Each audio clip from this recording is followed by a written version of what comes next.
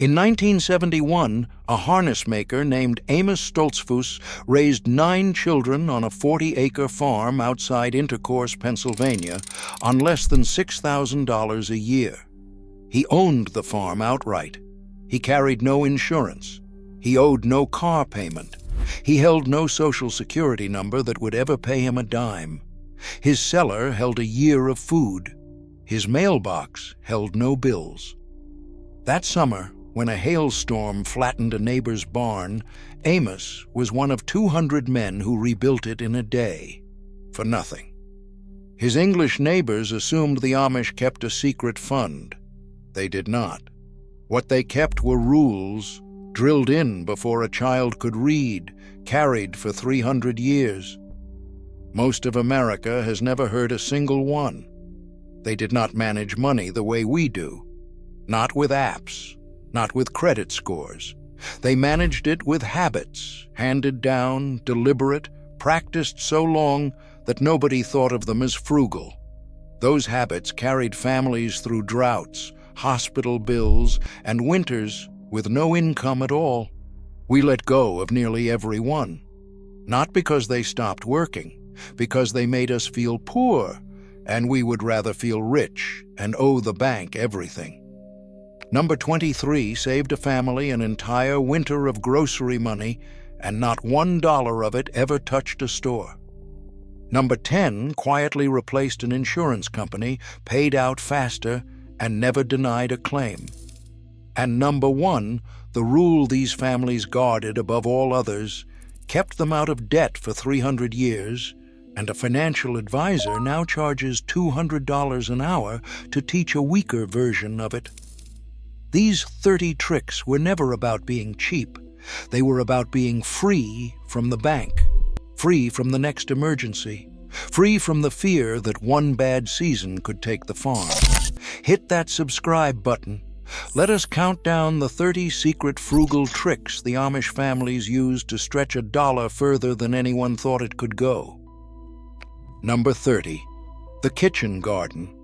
The half-acre out back that was also the grocery store. You planted long rows a child could weed, such as potatoes, beans, sweet corn, and cabbage, enough to feed 11 people from June to first frost. You saved seed each fall, so a nickel packet grew a whole summer of vegetables. For a young Lancaster County mother in the 1960s, that garden was not a hobby. It was the line between feeding her children and coming up short. She did not shop for supper. She walked out the back door and picked it. Number 29, the bottling shelf, the summer that quietly fed the winter. Through August, you canned everything the garden gave: beans, corn, beets, peaches by the bushel. 300-quart jars went onto the cellar shelves by October. A jar opened in February had cost you an afternoon, and the same jar at the store cost 50 cents, so the shelf held over $100 of food you never bought. An old woman in Holmes County said she could read a hard year in her own cellar. Canning was the cheapest way ever found to keep a harvest. She did not buy the winter. She sealed it in glass in July. Number 28. The root cellar, the refrigerator that ran on nothing but dirt. Dug under the house, cool and dark all year, it held potatoes, carrots, apples, and cabbage for 4 to 5 months, with no electricity and no cost. The earth did the work a power company now bills at $30 a month. A Geauga County father who grew up hungry in the Depression built his cellar before he built much else. A full cellar was the one thing that let him sleep. The Amish kept theirs long after the country plugged in a freezer and forgot. The earth kept the food. The food kept the family. Number 27, Butchering Day, the single hog that became a year of meals. Each fall, neighbors butchered hogs and steers together, and nothing was wasted. Hams smoked, sausage ground, lard rendered, scraps boiled into scrapple. One hog raised on the farm's own scraps fed a family for months. The same meat from a butcher ran 70 cents a pound. For the children, it was the whole community in one barnyard, and a boy learned that meat came from work, not a store. They did not waste the animal. They honored it by using all of it. Number 26, home production. The store run that never happened because she made it instead. Bread was baked, not bought. A few cents of flour instead of a store loaf's quarter every day. A loaf a day saved a family $50 across a year. A LaGrange County mother of 10 kept a rhythm her daughters could set a clock by. She was not busy because she was poor, but unhurried because she was prepared. The cheapest store was always the one with her own 2 hands in it. Before we go on, I made something special for you. Guides for people like us who still believe the old ways mattered. They're the forgotten money habits our grandparents lived by, tricks that could save you thousands a year. But this knowledge is disappearing. And once it's gone for good. I've put together 2 books for you, plus a free bonus. Scan the QR code on screen now, or click the link below. I'll wait right here. Number 25, the Bent and Dent store. The groceries the supermarkets had given up on. Amish-run salvage stores bought dented cans and short-dated boxes for pennies on the dollar. Flour and sugar came by the 50-pound sack, not the box, cutting the per-pound price by half. $1 at the Bent and Dent did the work of 3 at the supermarket. They did not pay for the label. They paid for the food and nothing else. Number 24, pickling and fermenting. The cheapest food on the table and the longest lasting. Cabbage became kraut in a crock. Cucumbers became pickles. Beets and eggs became the deep red staple every Amish cook knows. Fermenting needed no jars, no heat, no power, only salt, thyme, and a crock-down cellar. A 10-cent head of cabbage fed the family for weeks and kept all winter. A Wayne County grandmother could tell by smell alone when it had turned just right, the recipe living in her hands, never written down. They did not preserve food because it was fashionable. They preserved it because hunger had once been real. Number 23, the ice harvest, the winter cold that was cut, stored, and saved for July. In January, the men sawed thick blocks from the frozen pond and packed them in sawdust in the ice house, where they kept milk and meat cool through August. The town iceman sold his blocks for 15 cents apiece. A pond froze for nothing. Ice Day was half work, half festival, whole families out on the pond, the children sliding while the men cut. The Amish simply kept cutting after everyone else stopped. Their neighbors plugged in and paid every month. The Amish walked to the pond once a year. Number 22, living off the grid, the electric bill that simply never came. No power line ran to the house. Light came from kerosene and propane lamps. A family that buys no electricity fears no rate hike, no late fee, no shut-off in January, and across 40 years, the savings ran past $10,000. An English neighbor once asked an Amish farmer whether he minded the dark.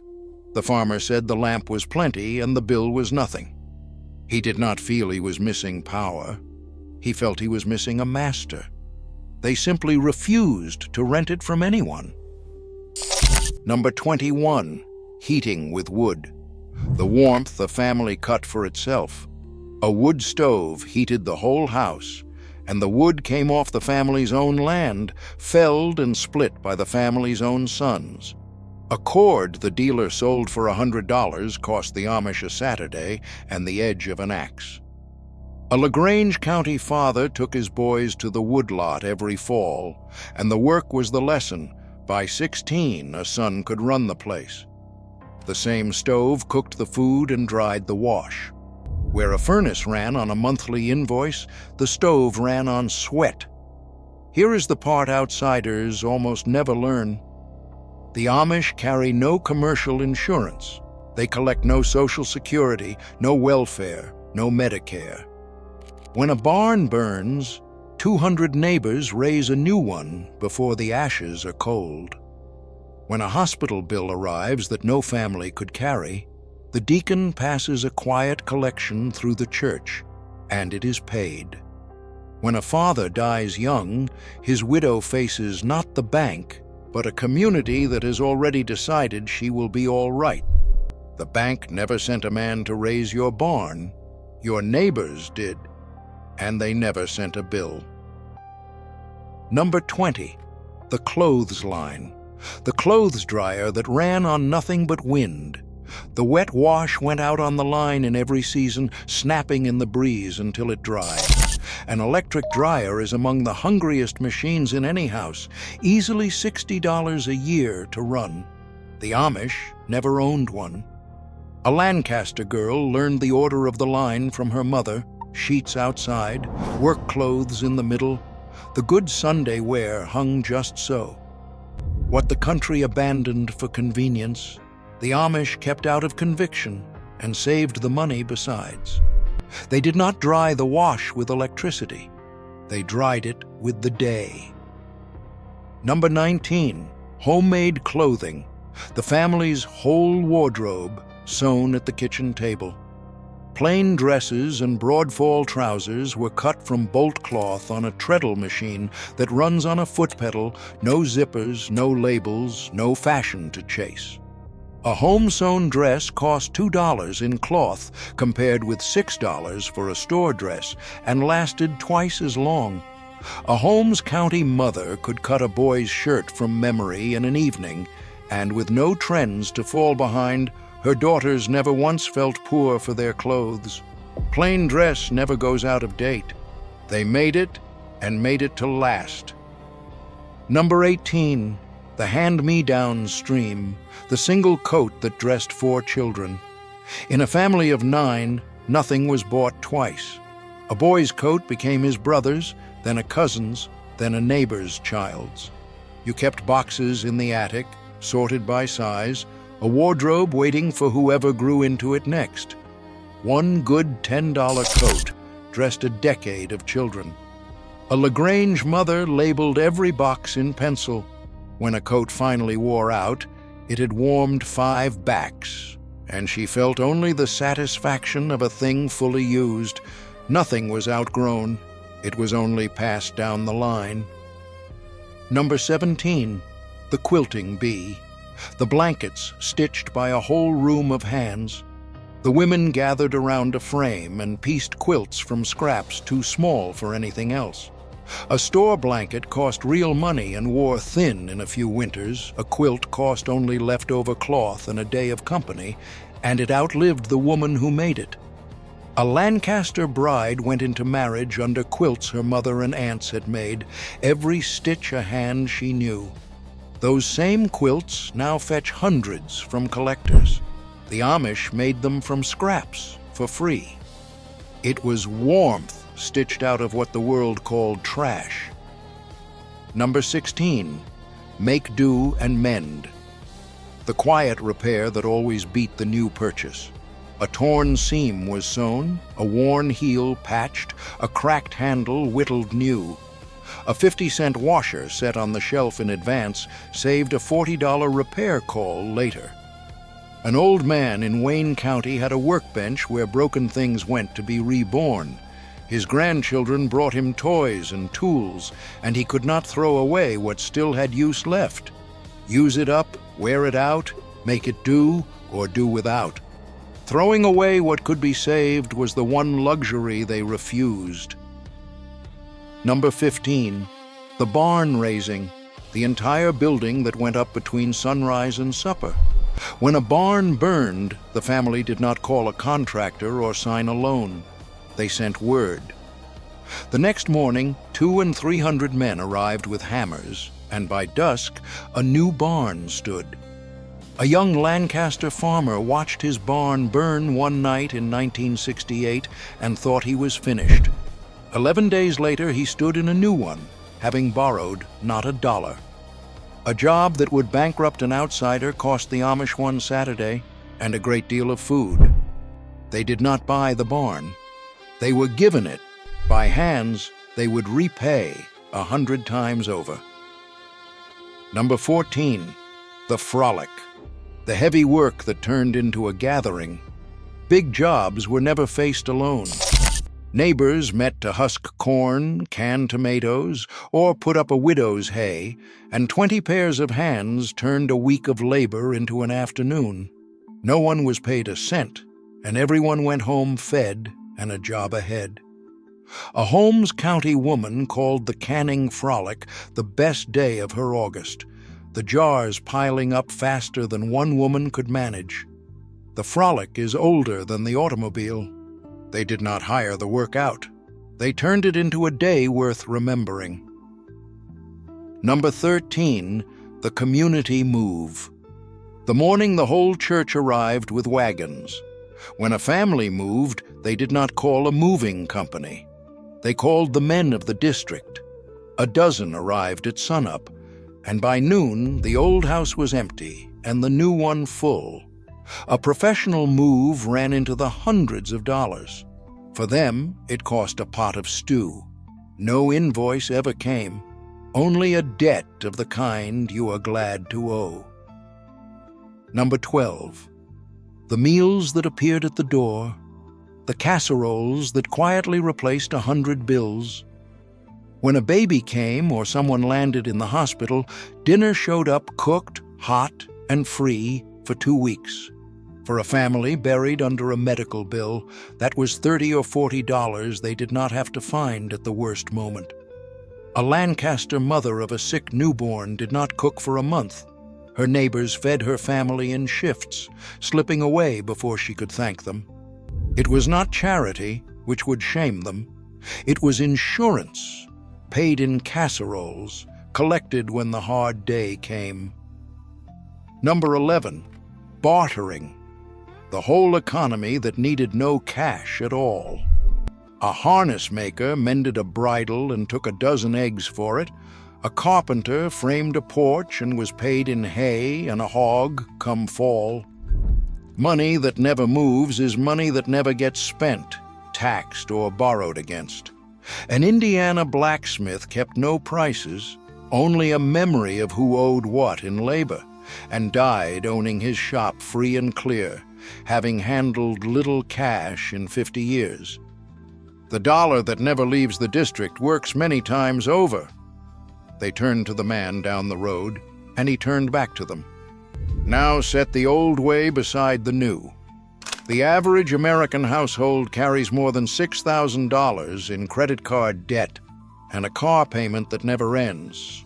We measure wealth by what we can buy, which is only another way of saying by what we can borrow.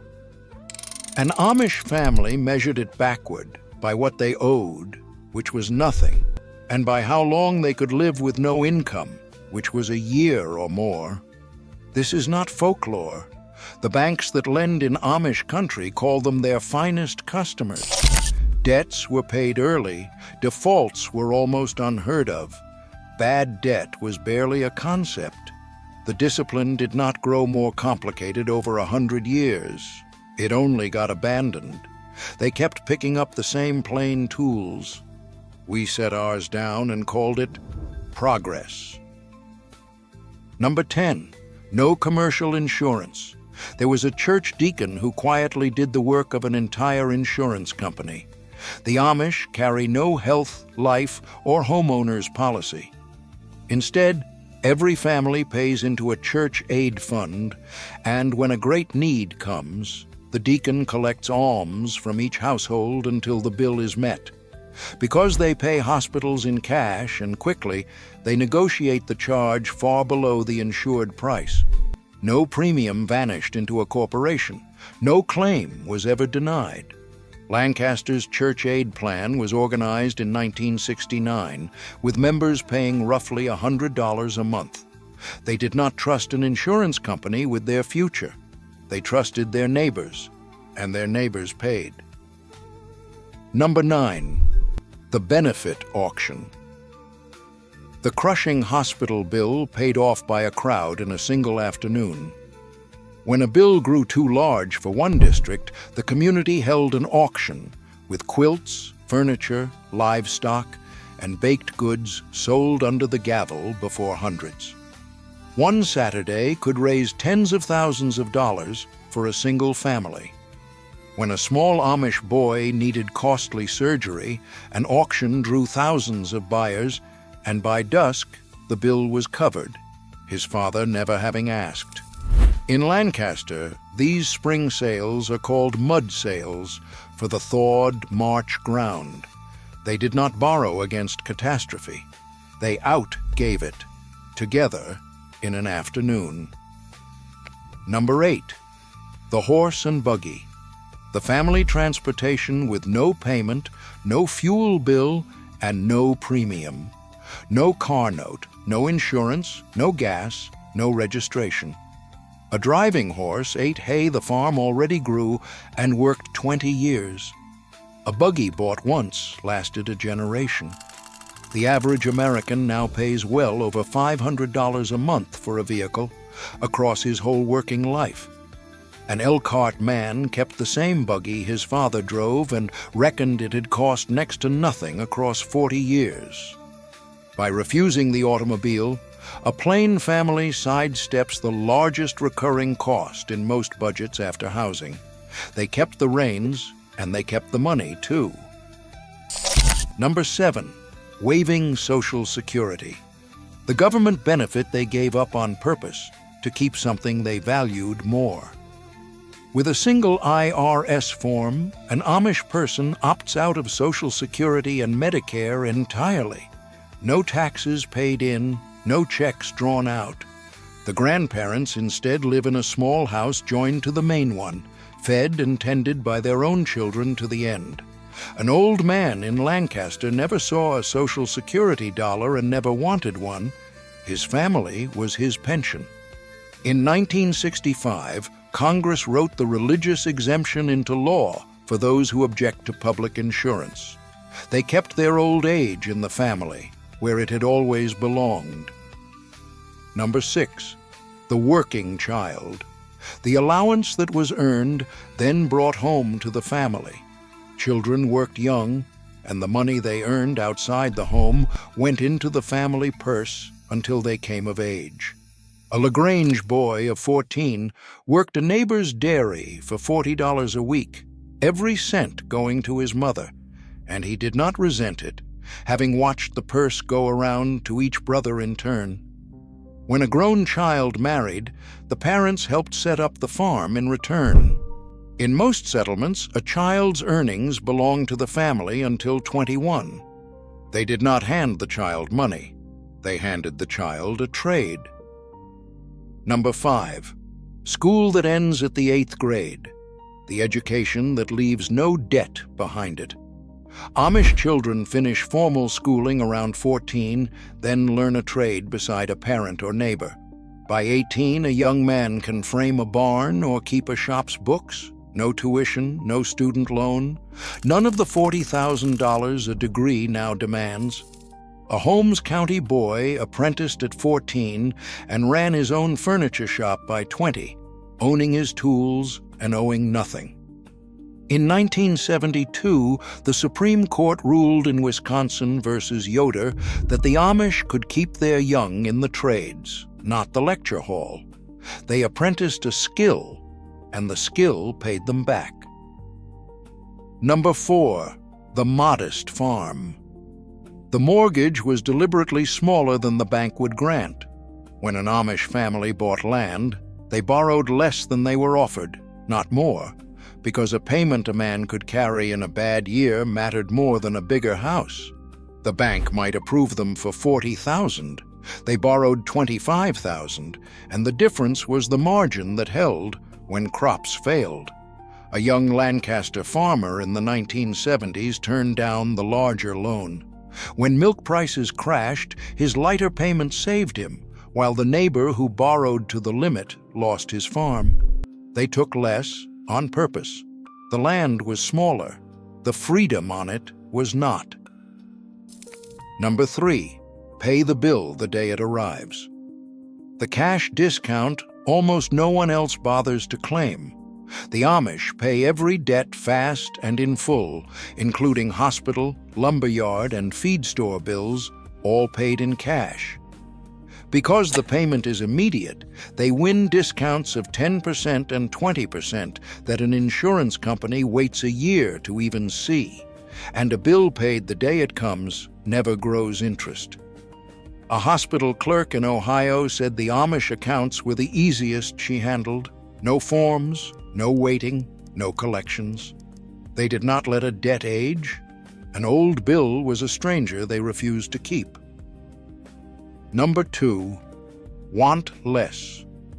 The quiet mindset sitting underneath every other rule. Behind every habit here was one discipline harder than all the others, wanting less than you could have. No new thing was bought because a neighbor had bought one first. A family that does not crave cannot be sold to, and a family that cannot be sold to does not slide into debt keeping up. A bishop, asked why his people seemed so calm about money, answered simply, "We have learned to want what we have." Humility sits at the center of Amish faith. They decided what enough was, and then they stopped.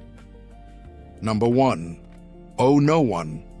The simplest rule on the whole list, and the one they guarded above every other. It came from a single line of scripture, "Owe no man anything." So you paid cash, or you did without. If you could not afford a thing today, you waited until you could. Debt was a kind of bondage, a chain that handed your future to a lender. Amos Stoltzfus, the harness maker from the start of this list, owed not one living soul $1 when he died, leaving his children a paid-off farm and a single instruction. A family that owes nothing fears no layoff, no rate hike, no bad season. Pay as you go. Owe no one.